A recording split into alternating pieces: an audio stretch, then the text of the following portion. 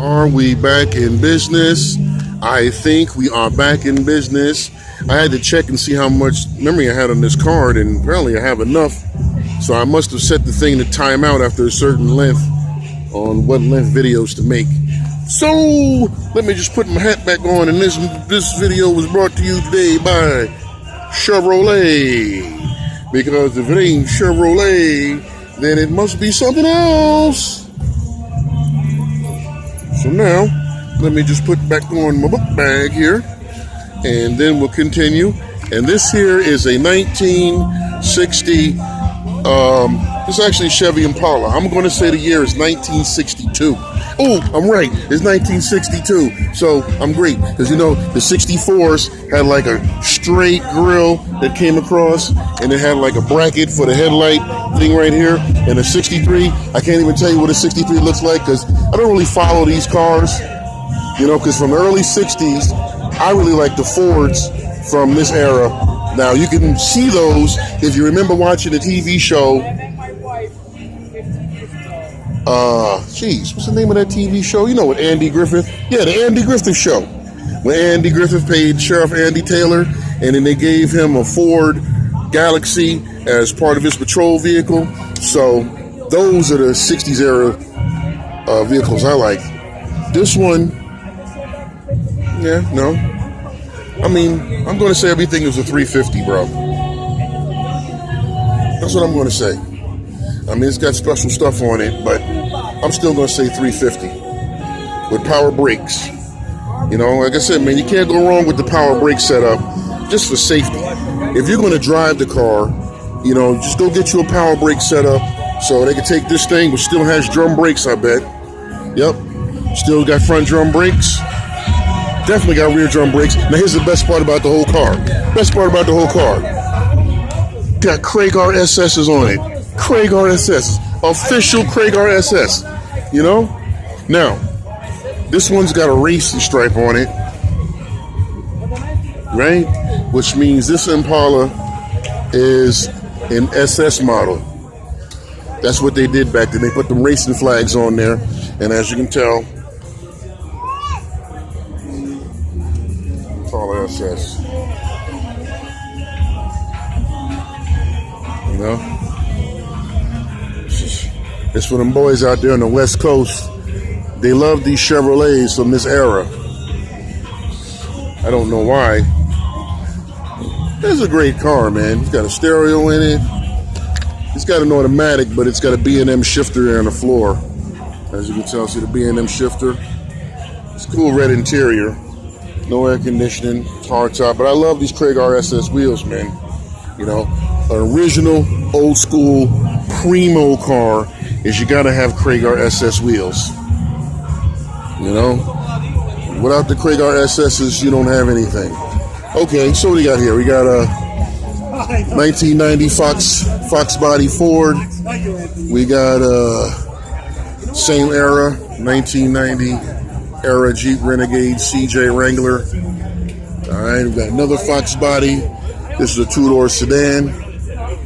Two-door sedan with, it looks like, it's got a modified intake on the 302, you know, so it's got a mass airflow, it's just cold air intake. Yeah, so it's 5 liter, but the cool thing about these, there was a time when the state police had these, right? You're killing me, bro. So, right? The sedan body was operated by the New York State Police for speed interdiction and all that stuff. What they would do is they would chase you down in the sedan Fox body patrol car, and then another radio car would come up and write you a ticket. All right, let's move on. Okay. All right, we got another sedan body, Fox body here. There's another. This one actually looks like an SVO right here. This one looks like an SVO. You know? Yeah, see? This sedan body, this is an early 80s sedan body. Like an 85 or something like that. And this one, just later on, I forgot all about these sedan bodies though, man. But this one, well, that one just looks like a regular 5.0. This one here looks like an SVO with a different nose clip on it. Because this nose clip really doesn't look like it's from this one. See, the SVO was the one they made for 1985, 86, and 87. It had a recessed headlamp here. And same about the same grill, but it was like, basically, if you take like a 40 XP and this, yeah, SVO, man. This one right here has definitely been modified. I think it's an SVO. That's what the body looks like to me. Like I said, remember when the state police had these? And they have the coupe body right here. This is what you see out here all the time now. It's a coupe body. Then there was the Capri. They came out with the Capri in the 80s, had that big bubble window right here. And it had a angled tail light back here.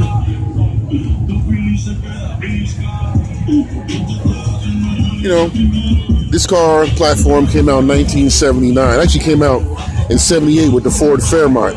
That's why they call them Fox bodies, because all of the parts are interchangeable except for the body panels, but all of the under the pieces. This one come out in 79. Took a while to catch on, but by the time they got at this age, 93s, this car was a fierce contender, All right, Chevy Impala, 1968.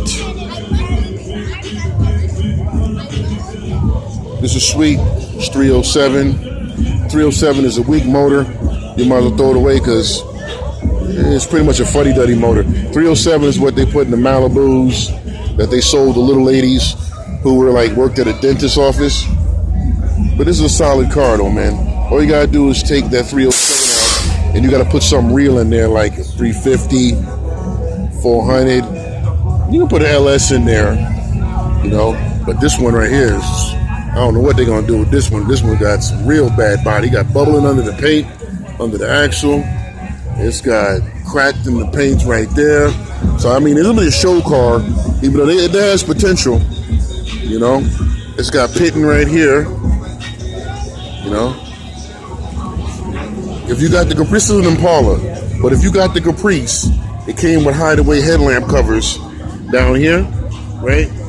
You came with hideaway headlamp covers, and you can get those like if you had the station wagon.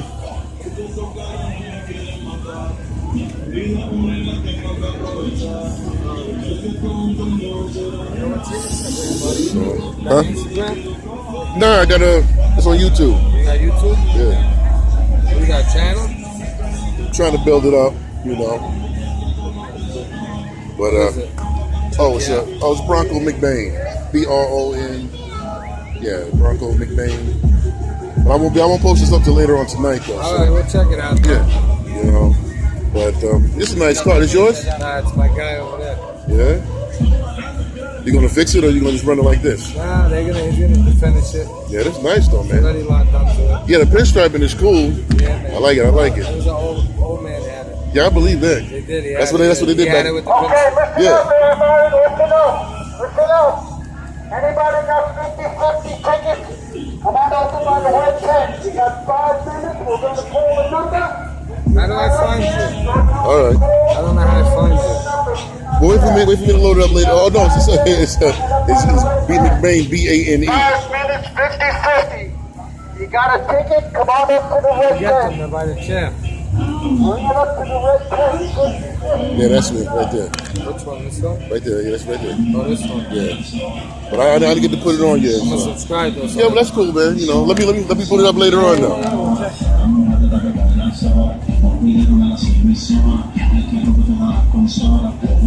That's real sweet, man. Now this, remember these? This is a Mazda RX-7 1979, right?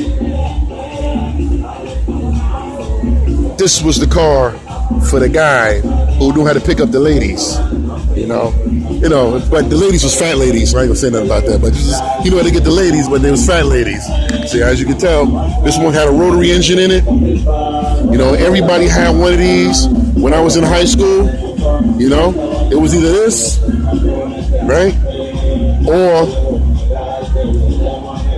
the Volkswagen Corrado.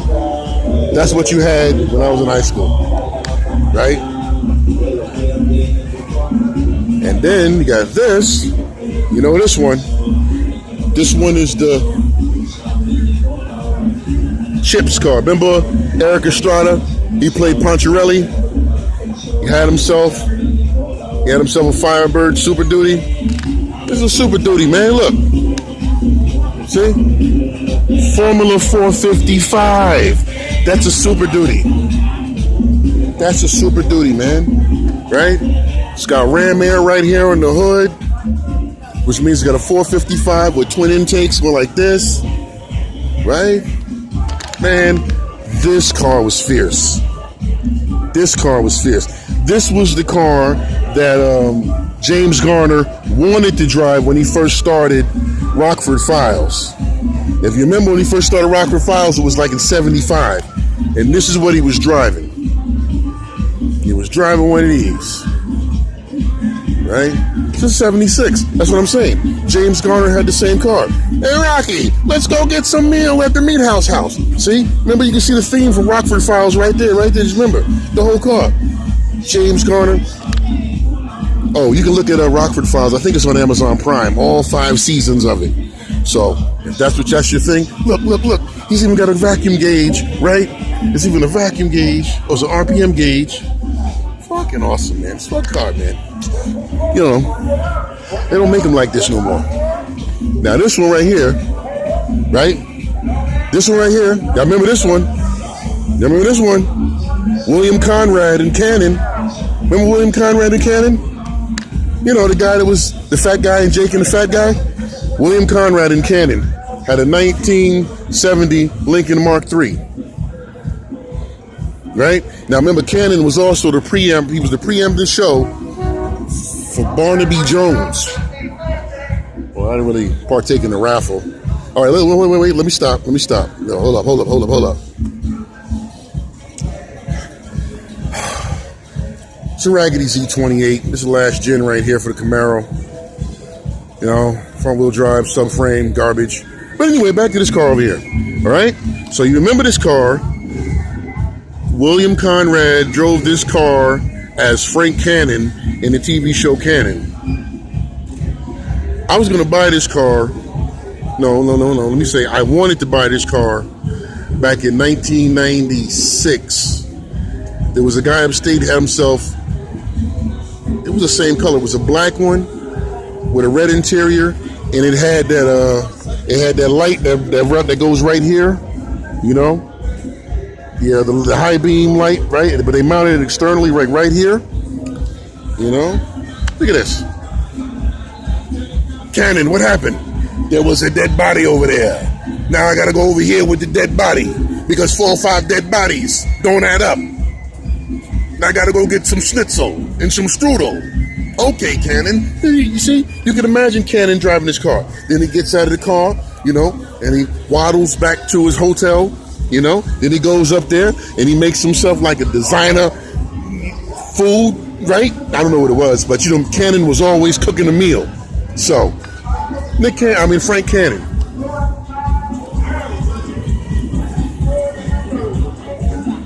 Body's nice. Look at those hubcaps, man. It's fucking awesome. I'm gonna do some cleaning up. You know, it's getting dark. Now, I'm out here today. This show, I think it's better than I would have anticipated it was going to be. There's supposed to be another one tonight on the north side that cleans up on Bayside, but they're talking about 8 p.m. to 1 a.m., and I'm not going to go over there for that. But I will prepare myself to go to the Chrysler National. I will prepare myself to go to the Chrysler Nationals this weekend.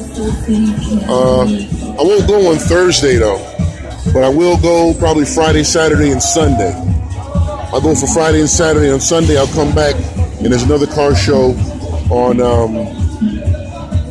in Fort Lee, New Jersey, on a Sunday. But, yeah, see? Great. See? Rockford Files. Definitely the Frank Cannon car. If I could vote for a winner, there's a lot of good shit here, but the Frank Cannon car for the win. Other than that, the Eldorado over there, but definitely the Frank Cannon car. All right, guys, I am really in need of some ice cream, so I am going to go get something and be on my way.